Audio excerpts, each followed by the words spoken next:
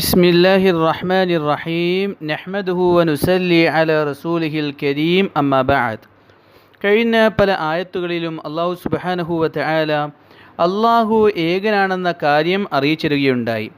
അതിലൂടെ അല്ലാഹുവിനെ മാത്രമാണ് ആരാധിക്കേണ്ടതെന്ന കാര്യം അല്ലാഹു മനസ്സിലാക്കി തരികയാണ്. തുടർന്നുള്ള ആയത്തുകളിലും അല്ലാഹു സുബ്ഹാനഹു വ തആല തൗഹീദിനെ പറ്റി, ഏകദൈവ വിശ്വാസത്തെ പറ്റി തന്നെയാണ് പറയുന്നത്. والله فضل بعضكم على بعض في الرزق فما الذين فضلوا براد رزقهم على ما ملكت أيمانهم فهم فيه سواء അഫബിനിഅ്മതില്ലാഹി യജ്ഹദൂൻ.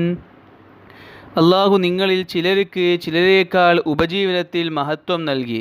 ശ്രേഷ്ഠത നൽകപ്പെട്ടവർ അവരുടെ വിഭവങ്ങൾ അവരുടെ അടിമകൾക്ക് കൊടുക്കുകയും അങ്ങനെ എല്ലാവരും തുല്യരാവുകയും ചെയ്യുന്നതല്ല. അല്ലാഹുവിൻ്റെ അനുഗ്രഹത്തെയാണോ അവർ നിഷേധിക്കുന്നത്? والله جعل لكم من أنفسكم أزواجا وجعل لكم من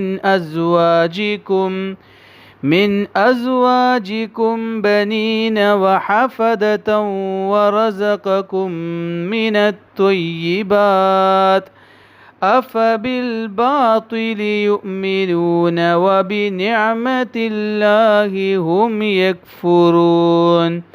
അല്ലാഹു നിങ്ങളിൽ നിന്നു തന്നെ ഇണകളെയുണ്ടാക്കി, ഇണകളിൽ നിന്നും മക്കളെയും ചെറുമക്കളെയും ഉണ്ടാക്കി. പരിശുദ്ധമായ ധാരാളം വസ്തുക്കൾ അവൻ നിങ്ങൾക്ക് നൽകി. എന്നിട്ടും അവർ അസത്യത്തിൽ വിശ്വസിക്കുകയും അല്ലാഹുവിൻ്റെ അനുഗ്രഹത്തെ നിഷേധിക്കുകയും ചെയ്യുകയാണോ? ഈ ആയത്തുകളിലൂടെ അല്ലാഹു സുബ്ഹാനഹു വ തആല അല്ലാഹുവാണ് മനുഷ്യർക്ക് എല്ലാ അനുഗ്രഹങ്ങളും നൽകിയത് എന്നും അല്ലാഹുവിന് തുല്യനായി മറ്റാരുമില്ല എന്നുമുള്ള കാര്യം അറിയിക്കുകയാണ്. അതിലൂടെ ആരാധനയും ചോദ്യവും എല്ലാം അല്ലാഹുവിന് മാത്രമായിരിക്കണം. അവനോട് നിസ്സാരമായ ദുനിയാവിലെ വസ്തുക്കളെ പങ്കു ചേർക്കാൻ പാടില്ല എന്ന കാര്യം അല്ലാഹു അറിയിച്ചിരുകയാണ്. ആദ്യമായി നാം ഓതിയ ആയത്തിലൂടെ അല്ലാഹു തആല ചോദിക്കുകയാണ്. അല്ലാഹു തആല മനുഷ്യരെ പല തട്ടിലായിട്ടാണ് സൃഷ്ടിച്ചത്. ചിലർക്ക് അല്ലാഹു സമ്പത്ത് നൽകി, ചിലർക്ക് അല്ലാഹു സമ്പത്ത് നൽകിയില്ല.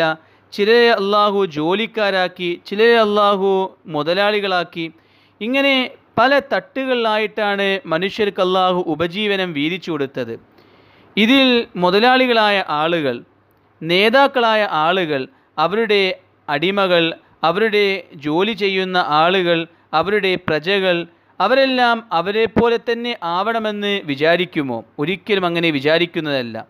അവരൊരിക്കലും തുല്യരുമല്ല. നേരെ മറിച്ച് രണ്ടുപേരും രണ്ട് സ്ഥാനത്താണ്. അല്ലാഹു സുബ്ഹാനഹു വ തആല ദുനിയാവിൽ ഈ രീതിയിൽ പല തട്ടുകളിലായി മനുഷ്യരെ സൃഷ്ടിച്ചു. ആ മനുഷ്യർ പോലും അവരെ പോലെ അവരുടെ താഴെയുള്ളവർ ആകുന്നത് ഇഷ്ടപ്പെടുന്നില്ല. എന്നാൽ സർവശക്തനായ അല്ലാഹു സുബ്ഹാനഹു വ തആല എങ്ങനെയാണ് ആ കാര്യം ഇഷ്ടപ്പെടുക എന്ന് അല്ലാഹു മനുഷ്യരോട് ചോദിക്കുകയാണ്. അല്ലാഹു തുല്യനായി മറ്റാരുമില്ല. അല്ലാഹു ഒഴികെ ബാക്കി എല്ലാം അല്ലാഹുവിൻ്റെ സൃഷ്ടികളാണ്. ഈ സൃഷ്ടികൾ അല്ലാഹുവിനെ പോലെയാണെന്ന് പറയുന്നത് എത്ര മോശമായ പറച്ചിലാണ്. ഒരിക്കലും അല്ലാഹുവിനെ പോലെ സൃഷ്ടികൾ ആണ് എന്ന് പറയുന്നത് ഇഷ്ടപ്പെടുന്നില്ല. കാരണം അല്ലാഹു സൃഷ്ടികളേക്കാൾ എത്രയോ ഉന്നതനാണ്. അത്രയും ഉന്നതനായ അല്ലാഹുവിന് തുല്യനായി മറ്റു നിസ്സാരമായ വസ്തുക്കളെ നിങ്ങൾ വെച്ചു കൊടുക്കുന്നത് തെറ്റായ കാര്യമാണെന്ന് അല്ലാഹു സുബ്ഹാനഹു വ തആല ഈ ആയത്തിലൂടെ അറിയിക്കുകയാണ്. എന്നിട്ട് അല്ലാഹു സുബ്ഹാനഹു വ തആല പറയുകയാണ്, അല്ലാഹു നൽകിയ അനുഗ്രഹങ്ങളെല്ലാം അവർ നിഷേധിച്ച് കളയുകയാണ്. അവർക്ക് ഇണകളെ നൽകിയത്, മനുഷ്യർക്ക് മക്കളെ നൽകിയത്, ആ മക്കളിലൂടെ ചെറുമക്കളെ നൽകിയത്, ഇതെല്ലാം അല്ലാഹുവാണ്. ബാക്കി എന്തെല്ലാം അനുഗ്രഹങ്ങളുണ്ടോ അതെല്ലാം അല്ലാഹു നൽകിയതാണ്. മുമ്പ് കഴിഞ്ഞ പല ആയത്തുകളിലൂടെയും അല്ലാഹു നൽകിയ പല അനുഗ്രഹങ്ങളെയും നാം മനസ്സിലാക്കി. ഈ ദുനിയാവിനെ മനുഷ്യർക്ക് ജീവിക്കാൻ അനുയോജ്യമായ രീതിയിൽ സൃഷ്ടിച്ചത് അല്ലാഹുവാണ്. ഓരോ മനുഷ്യർക്കും എണ്ണിത്തിട്ടപ്പെടുത്താൻ പറ്റാത്ത രീതിയിൽ കോടാനുകോടി അനുഗ്രഹങ്ങൾ നൽകിയത് അള്ളാഹുവാണ്. ശരീരത്തിൽ എത്ര അനുഗ്രഹങ്ങൾ അള്ളാഹു നൽകിയിട്ടുണ്ട്. കാണുന്ന കണ്ണ്, കേൾക്കുന്ന കാത് തുടങ്ങി ധാരാളം അനുഗ്രഹങ്ങൾ നമ്മുടെ ശരീരത്തിൽ നോക്കിയാൽ തന്നെ മനസ്സിലാക്കാൻ സാധിക്കുന്നതാണ്. ആകാശത്തിലോട്ട് നോക്കിയാലും ഭൂമിയിലോട്ട് നോക്കിയാലും നമുക്ക് ഓരോരുത്തർക്കും ലഭിച്ച ഓരോ വസ്തുക്കളെ പറ്റി ചിന്തിക്കുകയാണെങ്കിലും അള്ളാഹു എത്ര അനുഗ്രഹങ്ങൾ നൽകിയിട്ടുണ്ടെന്ന കാര്യം നമുക്ക് എണ്ണിത്തിട്ടപ്പെടുത്താൻ സാധിക്കുന്നതല്ല. അത്രയും അനുഗ്രഹങ്ങൾ അള്ളാഹു നൽകിയിട്ടുണ്ട്. ഈ അനുഗ്രഹങ്ങളെല്ലാം നൽകിയ അള്ളാഹുവിനെ മറന്നുകൊണ്ട് നിങ്ങൾക്കൊന്നും ചെയ്തു തരാത്ത, മനുഷ്യർക്ക് ഒരു ഉപകാരവും ചെയ്യാത്ത മറ്റു വസ്തുക്കളെ നിങ്ങൾ ആരാധിക്കുകയാണോ എന്ന് അള്ളാഹു സുബ്ഹാനഹു വ തആല ചോദിക്കുകയാണ്. മറ്റു വസ്തുക്കൾ അവർ പോലും അള്ളാഹുവിലോട്ട് ആവശ്യക്കാരാണ്. അവർക്ക് സ്വന്തമായി എന്തെങ്കിലും ആപത്തുണ്ടായാൽ തടുക്കാൻ സാധിക്കുന്നില്ല. സ്വന്തമായി എന്തെങ്കിലും രോഗം വന്നാൽ ആ രോഗത്തെ പ്രതിരോധിക്കാൻ സാധിക്കുന്നില്ല. ഇങ്ങനെ സ്വന്തമായി പോലും സംരക്ഷിക്കാൻ സാധിക്കാത്ത, സ്വന്തമായി പോലും ഉപകാരം ചെയ്യാൻ സാധിക്കാത്ത മറ്റു വസ്തുക്കളെ നിങ്ങൾ ആരാധിക്കുക എന്നുള്ളത് എത്ര വിഡ്ഢിത്തരമാണ്. അതുകൊണ്ട് നിങ്ങൾ സർവശക്തനായ, നിങ്ങൾക്കെല്ലാ അനുഗ്രഹങ്ങളും നൽകിയ, നിങ്ങൾക്ക് ആപത്തുണ്ടായാൽ ആ ആപത്തിൽ നിന്ന് നിങ്ങളെ രക്ഷിക്കാൻ കഴിവുള്ള, തുല്യനില്ലാത്ത അള്ളാഹുവിനെ മാത്രം ആരാധിക്കുക എന്ന് ഈ ആയത്തുകളിലൂടെ അള്ളാഹു സുബ്ഹാനഹു വ തആല അറിയിക്കുകയാണ്. തുടർന്നുള്ള ആയത്തിലും അള്ളാഹു സുബ്ഹാനഹു വ തആല ഇതേ കാര്യം തന്നെയാണ് അറിയിക്കുന്നത്. وَيَعْبُدُونَ مِن دُونِ اللَّهِ مَا لَا يَمْلِكُ لَهُمْ رِزْقًا مِنَ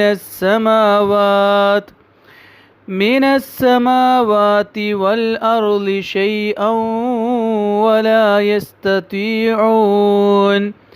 അവർ അള്ളാഹുവിനെ വിട്ട് അവർക്ക് വേണ്ടി ആകാശത്തും ഭൂമിയിലും യാതൊരു വസ്തുവും ഉടമയാക്കി കൊടുക്കാത്തവരും ഒന്നിനും കഴിവില്ലാത്തവരുമായ വസ്തുക്കളെയാണ് ആരാധിക്കുന്നത്. ഈ ആയത്തിലൂടെയും അള്ളാഹു സുബ്ഹാനഹു വ തആല അള്ളാഹുവിനെ കൂടാതെ മനുഷ്യർ ആരാധിക്കുന്ന മറ്റ് ആൾദൈവങ്ങൾ, മറ്റ് വസ്തുക്കൾ ഇതെല്ലാം ബലഹീനരാണെന്ന കാര്യം അറിയിക്കുകയാണ്.